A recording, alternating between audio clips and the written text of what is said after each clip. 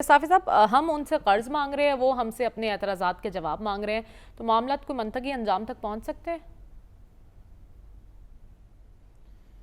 دیکھیے، منطقی انجام تک تو معاملات جاتے نظر آ رہے ہیں۔ اس کے نتائج ہمارے سامنے ہے۔ پاکستان شدید مالی دباؤ کا شکار ہے، جو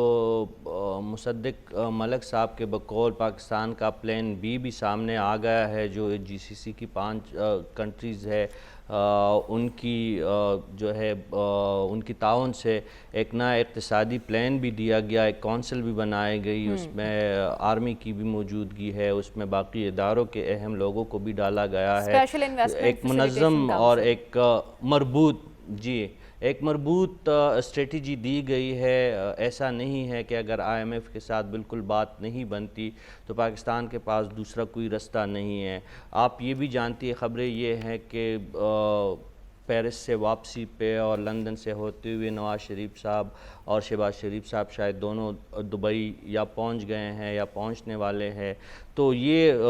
دوسرے طریقے سے یہ ڈپلومیسی بھی جاری ہے، اور شاید سعودی عرب کا بھی دورہ ہو جائے آنے والے دنوں میں، اور چین کے ساتھ پاکستان کے جو تعلقات ہے وہ بھی سب کے سامنے ہے۔ تو پاکستان کے ساتھ آپشن بہت ہے، لیکن ایک بات ضرور میں کہوں گا کہ پاکستان سے آئی ایم ایف کو ڈیل کرنے میں سیاسی غلطیاں ہوئی ہے۔ اسحاق ڈار کو رشتہ داری کا فائدہ ملا ہے، اور انہوں نے نواز شریف صاحب کو قائل کر کے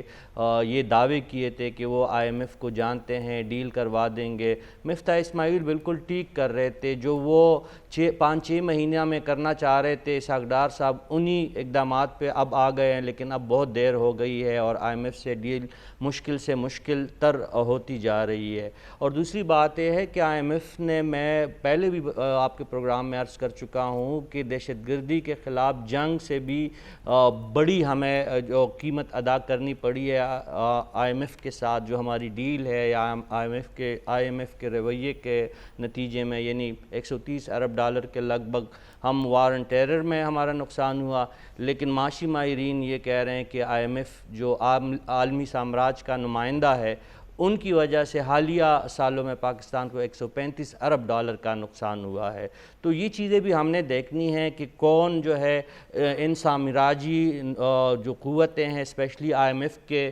یہاں پہ ایجنٹ کون ہے، ہمارے میڈیا میں وہ لوگ کون ہے، ہمارے انٹیلیجنسیا میں وہ لوگ کون ہے، ہمارے جو معاشی ٹیم ہے ان میں وہ لوگ کون ہیں۔ آئی ایم ایف جو ہے وہ میرٹ پہ کام نہیں کرتا، میرے خیال میں نہ ورلڈ بینک میرٹ پہ کام کرتے، اپنے مفاد کو دیکھتے۔ اگر ان کا مفاد میرٹ سے ہٹ کے بھی کسی ڈیل میں ہوگا تو وہ ان کو زیادہ پیسے یا زیادہ شرح سود پہ یقین ہو جائے تو آئی ایم ایف اور ورلڈ بینک پھر میرٹ کو نظر ٹھیک انداز ہے۔ کرتے ہوئے بھی فیصلے